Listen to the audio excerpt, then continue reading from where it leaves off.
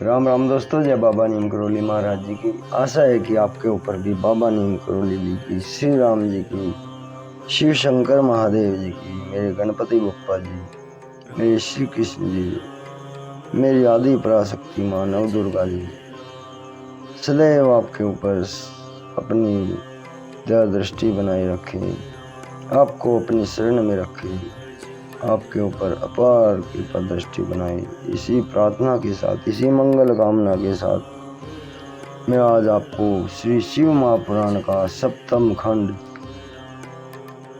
सतरुद्र संहिता इसका पाठ है। सतरुद्र संहिता सप्तम खंड, पाठ का नाम है अर्धनारीश्वर शिव।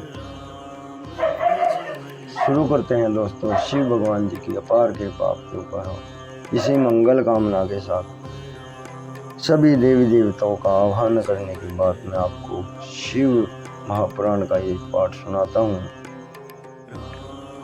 अर्धनारीश्वर शिव ब्रह्मा जी की सृष्टि का विस्तार करना चाहते थे, परंतु उनसे उसका विस्तार न हो सका।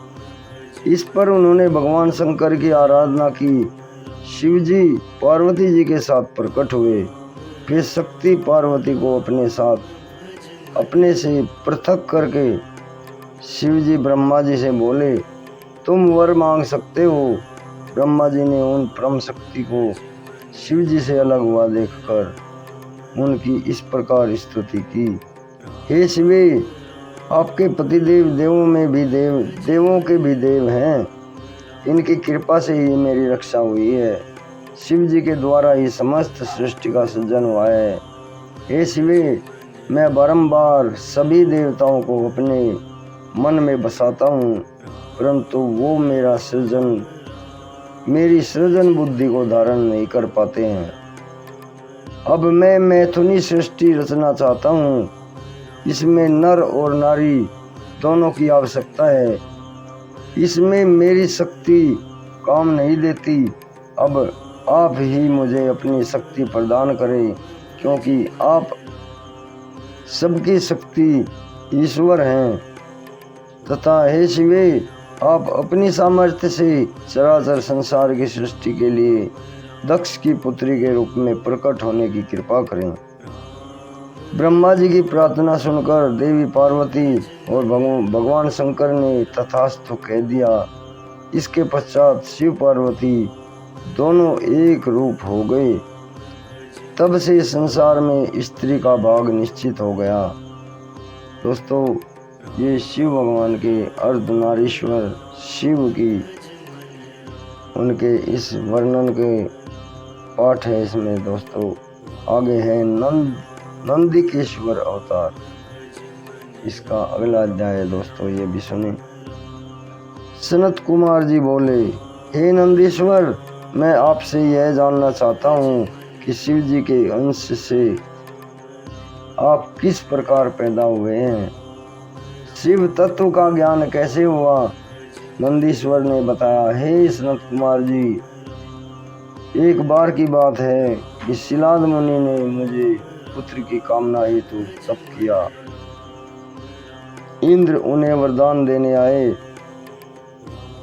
उन्होंने इंद्र से कहा, यदि आप मुझ पर प्रसन्न हैं तो मुझे अयोनिज और मृत्युहीन पुत्र दीजिए।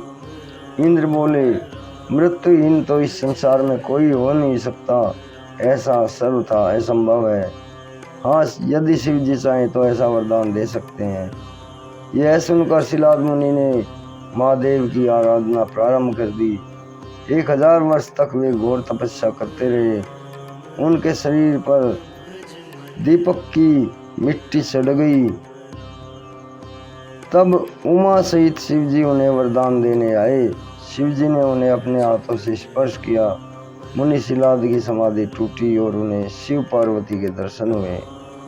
मुनि ने शिव जी के चरणों में गिरकर प्रणाम किया और उनकी स्तुति करने लगे। मुनि ने मृत्यु रहित पुत्र की कामना की। शिव जी एवं वस्तु कहकर अंतर्धाम हो गए। शिलाद ने यह सारा वृतांत मुनियों को बताया और यज्ञ करने हेतु तो आंगन खोदने लगे। तभी मैं शिव जी की आज्ञा से उनके यहाँ प्रलय अग्नि के समान चमकने वाला पुत्र प्रकट हुआ। देवताओं ने पुष्पों की वर्षा की। 3 नेत्र वाला चतुर्भुज जटा वाला मुकुटधारी बालक को देखकर पिता शिलाद अत्यंत प्रसन्न हुए। मैं पर्णकुटी में पिता के साथ गया। वहाँ मैं साधारण बालक बन गया। इससे पिता को दुख हुआ, परंतु पुत्र स्नेह के कारण उन्होंने मेरा सभी जातक कर्म किए। उन्होंने मेरा नाम नंदी रखा। उन्होंने मुझे अल्पायु में ही वेद शास्त्रों का ज्ञान प्रदान किया। एक दिन वहाँ मित्रावरुण नामक ऋषि पधारे। वे मुझे देखकर भारी विस्मय करने लगे कि इतनी थोड़ी सी अवस्था में इस बालक ने सभी शास्त्रों का ज्ञान प्राप्त कर लिया है, परंतु यह बालक अल्पायु वाला बालक है। इसकी आयु केवल 1 वर्ष और शेष है। यह सुनकर पिताश्री रोने लगे। इस पर मैंने पिता से कहा, मुझे कोई नहीं मार सकता, आप चिंता ना करें।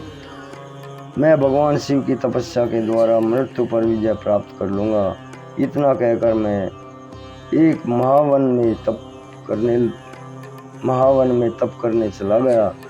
महावन में जाकर मैंने घोर तपस्या की। तब माता पार्वती के साथ शिव जी वहाँ पधारे और मुझसे वर मांगने को कहा। शिव जी ने मेरा हाथ थाम कर कहा, तुम तो मेरे ही अंश हो, तुम्हें मृत्यु का भय कैसा। फिर मुझे अपने गले से उतार कर एक माला पहनाई। इससे मैं पुनः त्रिनेत्रधारी और चतुर्भुज रूप वाला शिव रूप हो गया। शिव जी ने अपनी जटा में से जल निकाल कर छिड़का। इससे वहाँ पंचनाद स्थान बन गया। वहाँ जातेश्वर शिव हैं तथा नदियाँ हैं। वह जगह बड़ी महिमा में है। शिव जी से कहकर पार्वती जी ने मुझे अपना पुत्र बना लिया। तब शिव जी अपने सभी गणों को बुलाकर मुझे गणों का स्वामी घोषित करने लगे तथा मुझे लेकर बैल पर सवार होकर चल दिए। दोस्तों, ये नंदीश्वर की कहानी है। अभी कल मैं आपको इसका अगला पार्ट सुनाऊंगा, भैरव अवतार। सभी कुशल मंगल रहे, इसी प्रार्थना के साथ जय बाबा नंद महाराज।